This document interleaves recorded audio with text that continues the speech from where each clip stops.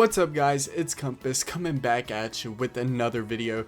Today I'm going to be talking about the tips that I used to become the USA champ and came third place in the world final this year. First ever USA player to ever medal. We're going to be talking about my tips. If you like Power Pros content, make sure to subscribe. I'm uploading a lot of shorts. I'm trying to get out a lot of content. If you want to try to get into the game, of course the Discord is in the description. There's plenty of people in there to help. There's all the USA pros, there's plenty of international pros. We have some of the best, such as Tomoka and Benz and MSQA, Shisha, all those type of players. So you know, that's all good, but hate to keep y'all waiting. Let's get into this video. I got 5 tips for y'all that I've used. Tip number 1, pretty easy tip, pretty straightforward. I mean, practice. I mean, I put in so much work trying to practice. It hurt my brain how much I practice, but if you want to get better at the game, just like anything else in life, you got to practice. Self-explanatory, but that's the number 1 tip that I could give you. It's just practicing, and actually practicing efficiently. Playing online, it's alright practice, but there's a lot of wasted time through not being able to use your best pitchers that you would use in an event, and playing, let's say, a D rank or something that don't really know what they're doing, trying to find people online. It's just not effective practice. So like, pitching practice is so effective, batting practice is so effective, just focusing on one skill at a time. Also, going into the Discord server that I'll link below and finding people to scrim. I'm always down to scrim. That's so helpful. That's helped me out a lot. That's just helped my confidence. That's another thing too. Practice just helps your confidence out so much, and confidence is a big thing in this game. Alright, tip number 2 that we're gonna be talking about is gonna be patience.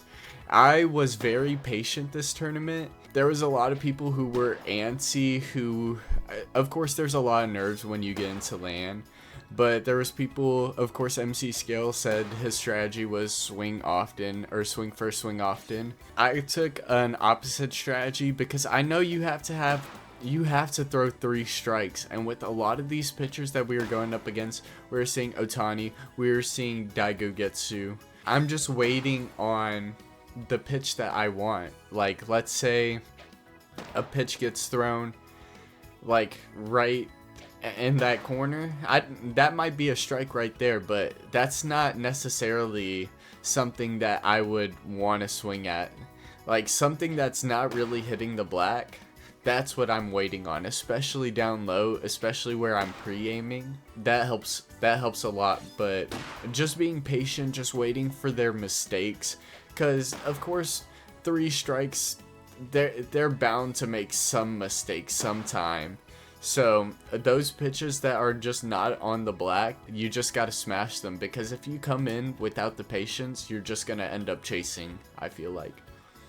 Alright, third tip that I have for you is to know who you are playing with. So the next step is to recognize who you're playing with and what you want to do with them. So of course right here we're going up against John in the USA final. I'm using Myojin, who has Eager and Slugger. While he has great power with that S power, there is no sprayer, so I'm trying to target this inside zone so I can pull it, because I know that if I push hit it without that sprayer ability that really helps out hitting to the opposite field, it really wouldn't be that hard of a hit. So you see Mio right here.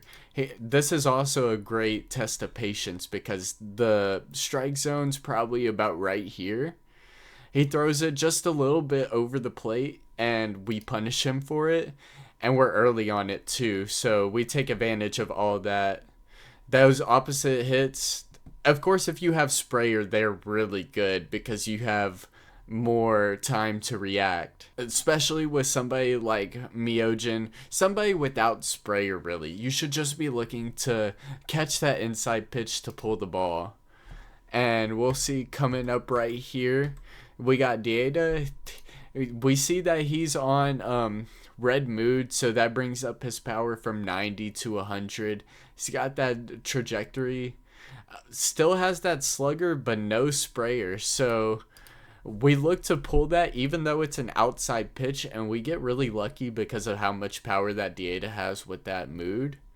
But that just shows you got to be ready for who you're using, and you got to know their abilities. So let's say if that was a Takimoto or a Vanguard, I would have tried to wait there a second to try to wait out for the opposite hit and try to hit it to that left side with a left-hand hitter, if you know what I'm saying. And there's some players that are really good at that, and you got to recognize those players that are really good at that. Like let's say Benzen, he will punish that every single time, whereas some people are much more likely to pull the ball, such as myself. I feel like I'm much more likely to pull. Actually, I really send it to dead center. So you see right here, we're going up against Higurune. Using that pink Otani, super scary, but we're using Vanguard here, so he does have that sprayer ability, so we could be a little bit more generous with the timing. So even though he throws that inside pitch, we get a great hit, but it's not a pull hit. If he doesn't have sprayer, it might have gone out, it might have been a good enough hit, but that sprayer just guarantees that opposite hit. I don't have to be as much on top of it and on time to try to pull it to get a home run with somebody with sprayer like a Taki or a Vanguard. So you just got to recognize who you're playing with and make sure you're hitting accordingly. Make sure that you're pre-aiming accordingly. And you also got to be ready for what your opponent's going to do and react to their shift. So going up against Urune again, this is for the third place game. We're using Tomizawa, who does have that slugger ability, does have B power, almost A power, so pretty nice power, but also has that clinical ability, which is really nice for those contact hitters. And I know that, so that's that dual threat action. So I could contact, I could do whatever. So I see that she changes to watch for sluggers. This is two runners, one in scoring position, to walk it off here. So I know all I got to do is switch to that contact with that clinical ability. I know exactly who I'm using. Know exactly Otani is really good to contact against. So comes in. We're, of course, showing off that patience there. And we switch to that clinical, switch that contact hit, and that's how we take the game right there. So you just got to know who you're going up against in terms of pitchers, what works specifically, what your players' abilities are, and what you need to be looking at in terms of those abilities. This also applies to when you're pitching. You got to think about who you're going up against. So right now I'm pitching to Vanguard. I really do not want to throw around this zone right here, this little square, this bottom right, because I know that sprayer ability is super easy to use to punish, because you can be late on the swing timing and still get that opposite hit home run. So of course I want to punish that inside. My next step is focus on your two tap. Just focus on your two tap. Whenever I was first trying to start again, trying to learn how to pitch on hide cursor, I was so concerned about where I was locating that I was just mistiming pitches. My timing went from, let's say, 70, around there, maybe a little bit above. It went down to like into the 30s or the 40s because I was that concerned about my placement. I would just say that the best tip is to just focus on your timing, and the placement will come after. I realized that my placement, oh, that was a bad pitch, but my placement was not bad whenever I was actually timing the pitches. I just couldn't time the pitches, and I was so worried about placing the ball that I wasn't worried about timing like I normally would, when I could actually, see where I'm actually aiming the pitch and everything. So I just decided to really focus on timing, and the placement will just come after. I mean, I think that's one of the biggest tips I could give. And the last tip, of course I couldn't leave this tip out, is Utilize your base running. I mean, just learn how to fake people out on the bases. It does so much in terms of rattling people. Of course, this doesn't apply to land, but of course land, people are already rattled to begin with. You're already playing in person for something more than just playing for a record on the screen. But adding that pressure of base running whenever, it really rattles people, especially when you force them to make a mistake. It's really hard to bounce back from that. A simple mistake. This is one of the biggest examples I have against a great opponent in Benzen. I can't believe I got him with this, but I hit a double with Suwano, and I just real quickly thought to turn around to try to make Shiohime see what Shiohime does. This could have backfired really badly, but I was thinking that if Shiohime throws that ball to first, then I could potentially get that base runner Bito on third on the run. That's exactly what happens. If he throws it to second, that's probably really bad, but that's sometimes the risk you got to take. Sometimes people make mistakes, and it ends up with the score for me. And of course, after something like that, that's really hard to bounce back from. We got another example here against Tomokun. It even works against the best, even though this game, if you know how this game went, and did not go that well for me. But that's alright. Tomokun, one of the best in the world. Second best, second place in the USA Finals. So much great you could say about him. But anyway, getting on. I fake out the run with Otani because, of course, he didn't throw it. So I fake out the run. Already gets him thinking. So you see here, he's definitely thinking about it.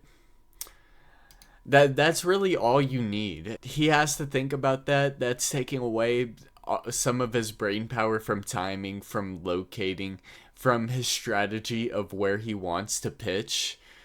And it gets him really thinking. So you skip through it. He tries to pick me off a couple of times. I can't even know. I don't even know how many times.